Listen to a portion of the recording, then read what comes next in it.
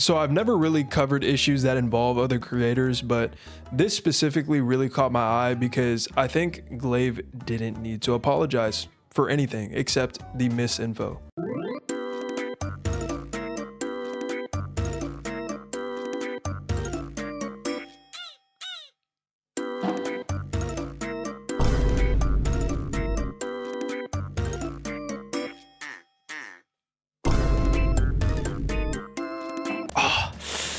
That's brutal. That's brutal, Glaive. That's brutal, man. It's all good though. It's all good. Now, before I get into it, I just wanted to say that I have never had any sort of interaction with Glaivekiyo, and he probably doesn't even know who the hell I am. So if I say anything critiquing him in this video, just know that it's not on some weird shit and it's me making a video trying to bash him, even though I've never met him, because I have seen some other creators try to do that, and as you would expect, it was some cringy stuff. But at the same time, I'm also not trying to white knight him, because realistically he probably doesn't even care about the quote-unquote backlash he's getting, because he's probably getting a ton of attention from this. So speaking of attention that Glaive got from this situation, it looks like Brand Online was not happy at all with the things he was saying. Dude, the game's in probably the best state it has ever been in right now. What? Yeah, it seems like he might be catering to this Genshin audience a little too much. And I get it that this is a space that he spent years in, and he gets a lot of backlash when he does criticize Genshin, so I get it. But it's kind of confusing because he's also seeming to be very overly critical of Glaive here. And he actually does tell us why. I spent $1,000 to see 6 Nefer. I streamed. Sorry, that just caught me off guard. Really? After all of the videos that Glaive's made about sunk cost fallacy and simply not enjoying like 90% of the damn game anymore, you spend $1,000 on net. I got branded Hoyo's biggest goddamn hypocrite for C6 in Mualani. So he actually meant to say that he got flamed for getting C6 Malwika and then talking about how predatory the game was. And flamed is an understatement. The whole incident happened almost a year ago at this point, which is crazy to think about. And it didn't help that Tectone was fanning the flames. Bruh. So yeah, honestly, it was a little insane spending that much money on a character and then turning around to say that the game is predatory. And this is probably the only thing I can agree with Bran on, criticizing Hoyo on how predatory their games are, and then spending 1,000 buckaroos to C6 Nefer is kind of crazy. First of all, it's Green Yalan.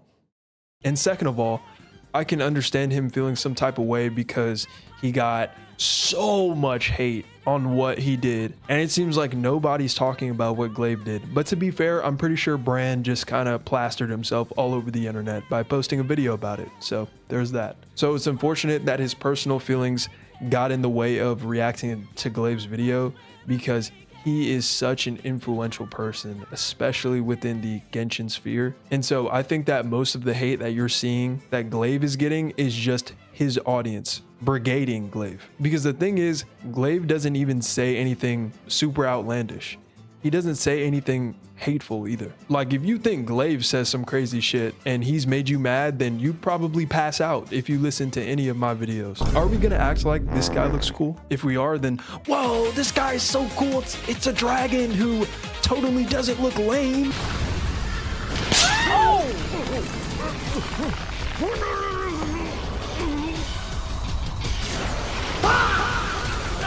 No, I'm not saying that there isn't actually people who have gripes with the apology on their own volition, but most of those comments are coming from Brand, or I should say his community. Now, the misinfo is one thing, but I will say nobody gets on the mic and they think to themselves, I'm just gonna lie about everything for no reason for 10 minutes straight. As long as someone apologizes or corrects themselves, someone shouldn't get scrutinized for unintentionally saying something that was wrong. I know. Apparently that's a hot take nowadays. But as for your opinion on the game, Glaive, you really do need to take into account the feelings of the people you might be hurting whenever you talk about wanting the game to be better. Some people don't want this game to change. Yeah, right. Don't apologize for the game getting worse every single patch. Like, come on. People have to realize that when someone is criticizing Genshin Impact, it's not a personal attack. I don't know how many times I have to say that, because Genshin is by no means in the best state it's ever been in. In fact, the endgame is in the worst state it's ever been in. Imaginarium Theater requires you to have most of the characters on the roster to even interact with it. Stygian Onslaught is strictly for whales or a free-to-play that has saved up for 3 years in a row to play the game mode for a couple of cycles. And the power creep has rapidly approached HSR levels of ridiculous ever since the 5.3 update. The only way you could even somewhat justify a statement like Genshin is in a good state is by looking at it from solely a casual perspective, who for some reason does not care about getting new characters whatsoever and likes the story and maybe running around a little bit. That's it. But let's be honest, most people want to pull on new units because that is one of the biggest selling points in Genshin. Getting new characters in order to change the gameplay loop every once in a while. At the end of the day, I think Glaivekiyo probably just made this video to get an extra bag. And that's okay. That's fine. Once again, no hate to him. I'm just saying something that he couldn't say himself, because that probably wouldn't look too good if he said that. But I'm gonna keep it real with you. He's probably capitalizing off of the situation, which I actually don't find an issue with, because it is what it is. Whether or not people are eating that up or they're brigading him even more, I don't think it matters because of the attention that he's getting from this. So if you're really mad at him for the situation, you should go spam his comments, because I'm sure that's exactly what he wants anyways. But if you ever find yourself in this situation, I can't believe I actually have to say this in 2025 and almost 2026. Do not apologize for criticizing this sorry ass game. We've made so much progress in the past couple of years to accept more criticism for Genshin Impact, because I'm sure that back then the backlash for criticizing this game was way worse. Imagine criticizing this game in 2022. You were probably getting death threats. Oh shit! Oh shit!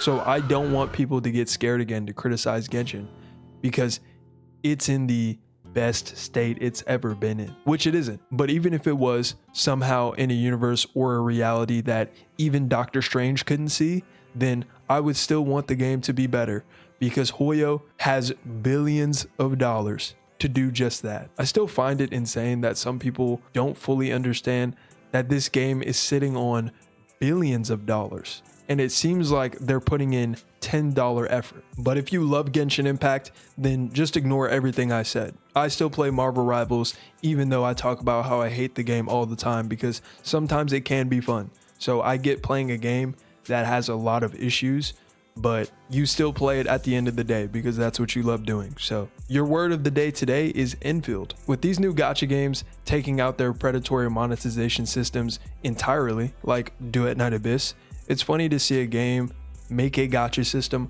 arguably worse than Genshin's. Let me know if you would like to see an entire video on this, because this situation is pretty bad, to say the least. Not only is the gacha system extremely convoluted for no reason, it seems like pulls are actually fairly difficult to come by. Game developers need to take notice here, because there is absolutely no way you are going to get away with a predatory monetization model in this day and age as a new title. Look at Stella Sora and how ridiculous the backlash was for that gacha system. I didn't see a single good thing about that game for the entire launch cycle, because the media was flooded with nothing but negative feedback, because humans are simple creatures. If they see an opportunity for those dollar signs to pop up accompanied by big numbers, then they start doing some stupid ass shit. And it makes you wonder, how out of touch are these companies really? Because to us, it's obvious that the Stella Sora and now Enfield gacha systems are completely bullshit. But I wonder what's going through their heads thinking that people would actually be okay with this. Anyways, thank you for watching this far if you have. What do I say? What do I say here? I say something, right? Something about you being attractive in some way, or